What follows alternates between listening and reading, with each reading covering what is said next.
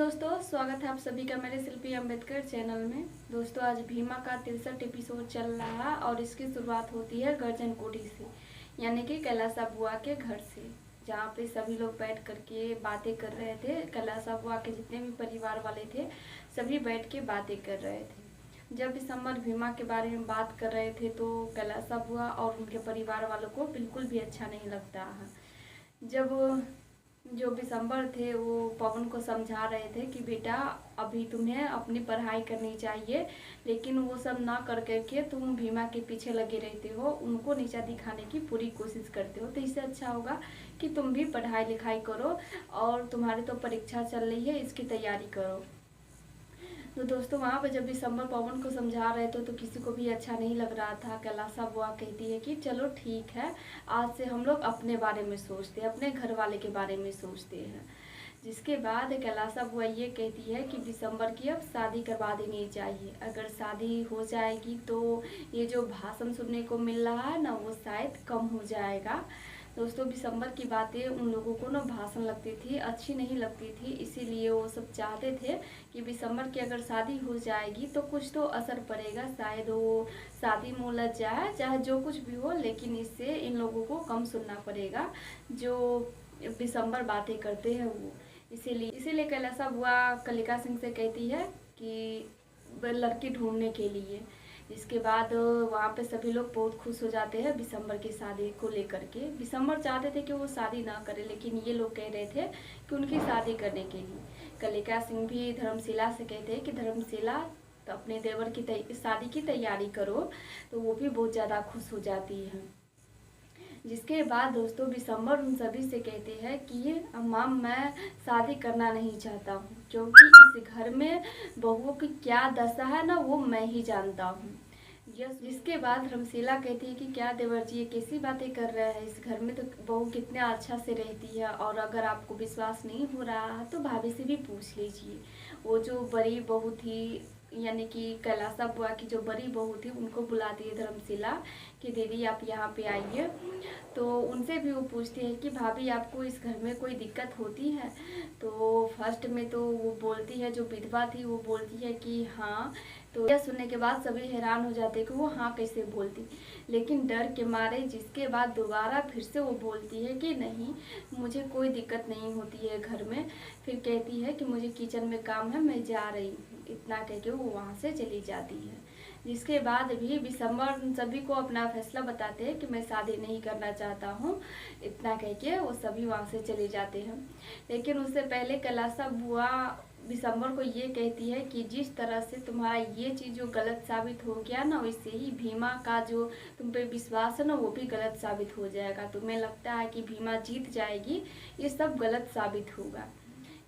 इतना कहने के बाद सब अपने अपने जगह पे चले जाते हैं। वहीं दूसरी तरफ वो स्कूल में जब भीमा बेहोश हो जाती है तो कटकुर गुरुजी उनको पानी ला करके मुंह पे छिलका मारते हैं ताकि भीमा को होश आ जाए। वहाँ पे बाबा साहब भी खड़े थे, भीमा को लेकर के बहुत परेशान थे। भीमा जब होश में आती है तो अपना उत्तर पुस्तिका जमा करने के बारे में बोलती है। तो धनिया उनको बताती है कि बेटा जो उत्तर पुस्तिका थी तुमने उसे जमा कर दी। भीमा पूछती है कि माई उत्तर पुस्तिका पूरी तरह से सूखी थी या नहीं। इसके बाद धनिया बताती है कि हाँ बेटा पूरी अच्छे तरीके से सूख गई थी, और ये भी बताती है कि पवन और डॉली दोनों अपना अपना बस्ता छोड़ के गए हैं, बोले हैं कि लेके आने के लिए।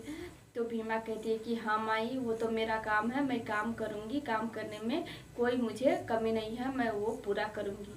साथ में ये भी बताती है भीमा कि मुझे माई भूख भी लगी है कस के, तो चलो सबसे पहले हम खाना खाते हैं। और ये भी बताती है कि पवन पे मुझे बहुत गुस्सा आ रहा है कि उन्होंने जानबूझ करके हमारे उत्तर पुस्तिका पे पानी गिरा दिया था। जिसके बाद फिर से बाबा साहब उनसे यही कहते हैं कि भीमा ये सब तो हो गई, अब अगले परीक्षा की तैयारी करो, जाओ घर और अगले परीक्षा की तैयारी करना। इसके बाद भीमा सबसे पहले जो पवन और डॉली का बस्ता था वो उनके घर पे दे आते हैं। जिसके बाद रात हो जाती है। रात के समय भीमा अपने घर के बाहर खड़ी थी और वो झंडा देख रही थी जिसे जो कैलासा बुआ था वो बांध करके भीमा को मारी हुई थी। वही जो उसको झंडा लगा करके भीमा अपने घर के ऊपर रखी हुई थी।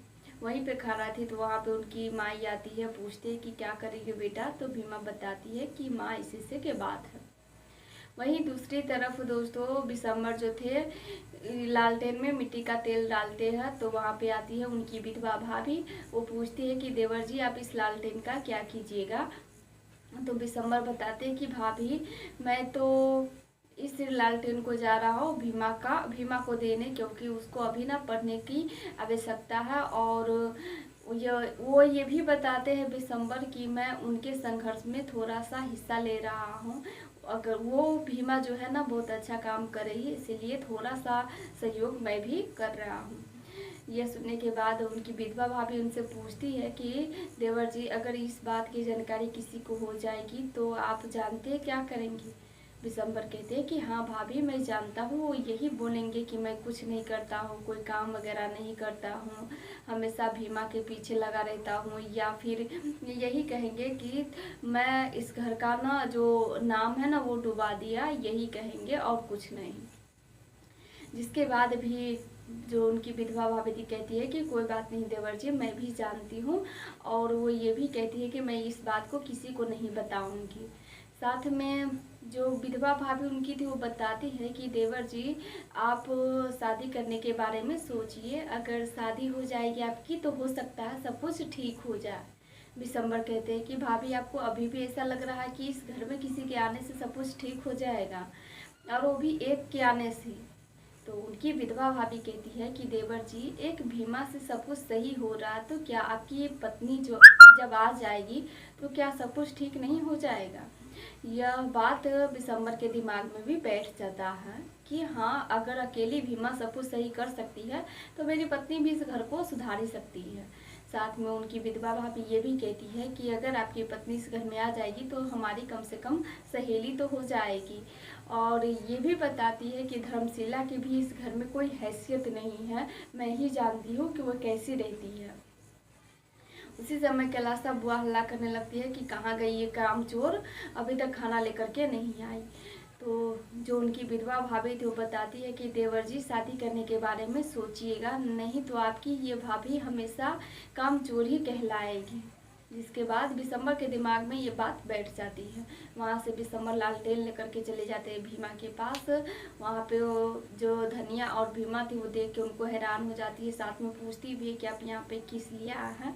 तो बिशंबर उनको बहुत सारी बातें समझाते हैं कि मैं किस लिए आया हूँ। वहाँ पे भीमा के पूरे परिवार वाले आ जाते हैं।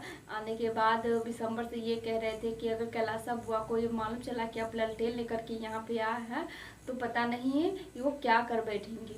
जिसके बाद बिशंबर उन सभी से कहते हैं कि इस बात की जानकारी मेरे घर में किसी को नहीं है, इसीलिए मैं विश्वास करता हूँ कि आप लोग भी इस बात को मेरे घर तक ना पहुँचाएं, नहीं तो अच्छा नहीं होगा और बेकार में इस बात का बतंगर बन जाएगा। इसीलिए मैं आशा करता हूँ कि आप लोग वहाँ पे किसी को नहीं बताएंगे कि मैं यहाँ पे लालटेन लेकर के आया हूँ। मैं भीमा का संघर्ष में साथ देने आया था जो मैं दे रहा हूँ। भीमा अच्छा काम कर रही है इसलिए मैं उसका साथ दे रहा हूँ। भीमा को अभी सबसे ज़्यादा ज़रूरी है पढ़ाई करना, इसीलिए मैं थोड़ी सी रोशनी लेकर के आ गया। जिसके बाद बिशंबर वहाँ से चले जाते हैं। उनके जाने के बाद फिर से सभी लोग आपस में ही बहस करने लगते हैं कि अभी तो बिशंबर जो है लालटेन देके चला गया, हो सकता है कहीं इस बात की जानकारी उनके घर में होगी तो इसके लिए भी बवाल होगा। तो छबीला जो थे वो भी सभी को बताते हैं कि हमेशा मतलब कि बुरा सोचेंगे तो बुरा होगा ही, इसीलिए सब कहते हैं कि अच्छा सोचने के लिए ताकि अच्छा हो। सभी की बातों को नज़रअंदाज करते हुए धनिया कहती है कि भीमा तुम घर के अंदर जाओ, पढ़ो, पढ़ाई करो, बाकी हम सब देख लेंगे। भीमा वहाँ से चली जाती है पढ़ाई करने। अब दोस्तों इसके आगे क्या होगा एपिसोड में ये मैं अगले एपिसोड में बताऊंगी, क्योंकि आज का एपिसोड यहीं पे समाप्त हो जाती है। फिर मिलेंगे दोस्तों अगले एपिसोड में, तब तक के लिए जय भीम।